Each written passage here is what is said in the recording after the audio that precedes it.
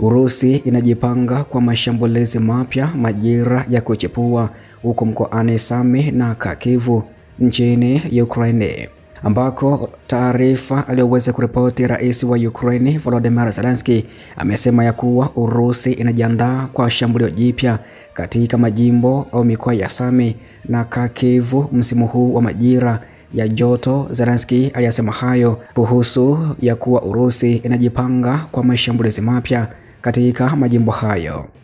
Zelensky alisema ya kuwa lazima waangalie hali hiyo kwa macho, kwani rais wa Urusi Vladimir Putin anaandaa mashambulizi mapya hasa katika maeneo ya huko Sami na Kharkiv. Alisema wanaweza kuthibitisha ya kwamba Putin anajaribu kupata muda na anajiandaa kwa mashambulizi ya spring. Wanaona maandalizi ya operation hiyo ijayo, Zelensky aliongeza hivyo. Pia alisema kuwa Putin awali alipanga kuzindua operation hizo miezi 8 iliyokwisha kupita, lakini akalazimika kuichelewesha kutokana na operation ya Kursk dhidi ya vikosi vya Ukraine. Mkoa wa Sami na Kharkiv zote ziko kaskazini mashariki mwa nchi ya Ukraine na zinapakana na Urusi na zimekuwa na jukumu muhimu katika ulinzi wa Ukraine tangu kuanza kwa uvamizi huo kamili mnamo Februari ya mwaka 2022. Moscow iliweza kuanzisha mashambulizi ya pande mbili kwenye mkoa wa Kharkiv mwaka jana mwezi Mei, na kufikia Juni 8 rais wa Ukraine Volodymyr Zelensky alitangaza ya kwamba Urusi imeshindwa katika kukera katika jimbo hilo, ambako mwezi Agosti mwaka jana 2024 vikosi vya Ukraine viliweza kuvuka mpaka pia na kuingia huko Kursk na kukamata kilomita za mraba 1300 za eneo la Urusi, ambazo pia zilichangia pakubwa kucheleweshwa au kusitishwa kwa baadhi ya operesheni za Urusi katika baadhi ya maeneo huko nchini Ukraine.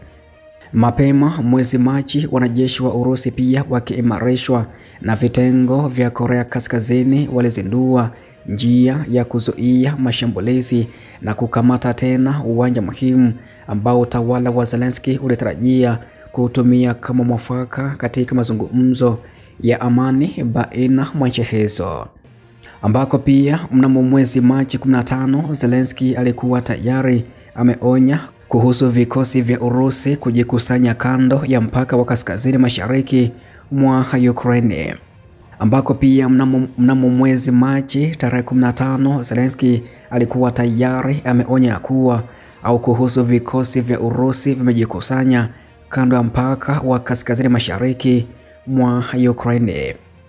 Zelensky kwenye jukwaa lake la kijamii la Telegram aliweza kuandika ya kuwa wanaelewa hilo na watachukua hatua za kukabiliana na kuanzishwa kwa mashambulizi mapya kutoka vikosi vya Urusi. Pia taarifa nyingine ambayo imejili wakati Zelensky akiripoti ya kuwa Urusi inajiandaa kwa mashambulizi mapya huko mkoani Sami na Kharkiv. Pia wanajeshi takribani 3000 kutoka Korea Kaskazini wamepelekwa Urusi miezi miwili iliyokwisha kupita, yani Januari pamoja na mwezi Februari. Korea Kaskazini ilihamisha takribani wanajeshi 3000 wa ziada hadi Urusi mnamo Januari na mwezi wa pili ili kufidia hasara iliyosababishwa na vikosi vya Ukraine katika uwanja wa vita. Shirika la Associated Press liliweza kuripoti Machi 27 likitoa mfano wa wakuu wa pamoja wafanyakazi kutoka Korea Kusini. Mkuu wa upelelezi wa kijeshi wa Ukraine anayefahamika kama Kirill Budanovi alihusisha hasara ya wanajeshi wa Korea Kaskazini kama ukosefu wa uzoefu wa vita na kutegemea mashambulizi ya mawimbi ya binadamu kwa kutumia vifaa vichache, ambako kulingana na shirika hilo Pyongyang pia imepatia Moscow makombora ya masafa mafupi ya ballistic, vipini vinavyojirusha vyenyewe vya milimita 170 na virusha roketi vingi vya milimita 240. Pia Korea Kaskazini imekuwa mshirika muhimu zaidi wa kijeshi wa Urusi, ikitoa makombora na wanajeshi badala ya bidhaa za mafuta na teknolojia ya hali ya juu ya rocket, ambako pia hadi wanajeshi 12,000 wa Korea Kaskazini walitumwa huko Kursk mwezi wa mwisho ili kusaidia vikosi vya Urusi kurudisha nyuma uvamizi wa Ukraine ulioanza Agosti mwaka uliokwisha kupita. Vile pia taarifa nyingine ambayo na kudokeza na kufahamisha muda huu imeweza kuripotiwa na kamanda mkuu wa majeshi kutoka nchini Ukraine anayefahamika kama Oleksandr Syrskyi.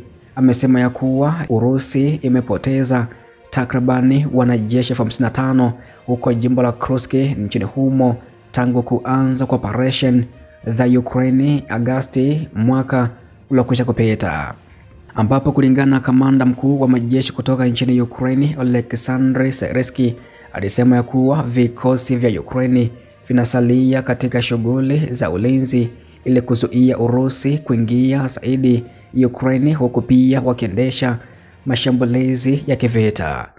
Katika kipindi cha miezi 7.5 iliyopita, hasara za Warusi zimejumuisha watu takribani 22,200 waliouawa wakiwa kwenye harakati na wengine 31,800 kujeruhiwa, ambapo vikosi vya Ukraine pia vimewakamata zaidi ya wanajeshi 940 wa Urusi. Kamanda mkuu amesema hivyo. Msukumo mpya wa Urusi katika jimbo hilo uliambatana na kusitishwa kwa muda katika idara ya kijasusi ya Marekani na usaidizi wa kijeshi kwa Ukraine ambayo ilianza tena Machi 11 mwaka huu. Rais wa Marekani Bwana Donald Trump amedai mara kwa mara ya kwamba vikosi vya Ukraine pia vimezingirwa katika jimbo la Kursk nchini Urusi, ambako wanajeshi wa Moscow wamekuwa wakisonga mbele zaidi katika jimbo hilo. Japo pia Ukraine ilikana ya kwamba vikosi vyake havijazingirwa, ingawa vimekubali kujiepusha kutoka mji wa Sudzha, huku kukiwa na mashambulizi makali kutoka Moscow. Mwisho wa taarifa hii pia kupitia nambari ya 0679619650, yani 0679619650. Hii pia ni nambari pekee ambayo itakuwezesha kujiunga na grupu letu la WhatsApp, ambako pia huko taarifa na matukio moja kwa moja kivita unapata nafasi ya kushuhudia kwa uzuri kabisa.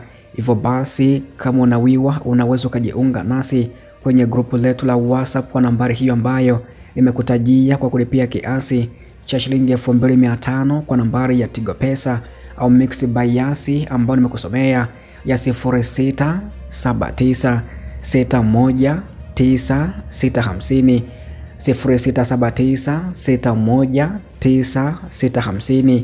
Basi pia karibu sana JMTV kwenye grupu letu la WhatsApp upate nafasi ya kushuhudia matukio ya kivita ya moja kwa moja kutoka mstari wa mbele wa kivita huko Urusi na Ukraine, lakini pia Mashariki ya Kati, hasa huko Yemen kwa Wahuthi, lakini pia Israeli na kwingineko pia, ambako JMTV imekuwa ikikusanya matukio mengi ya moja kwa moja. Hivyo basi unapata nafasi ya pekee sana kuyashuhudia kwenye grupu letu la WhatsApp.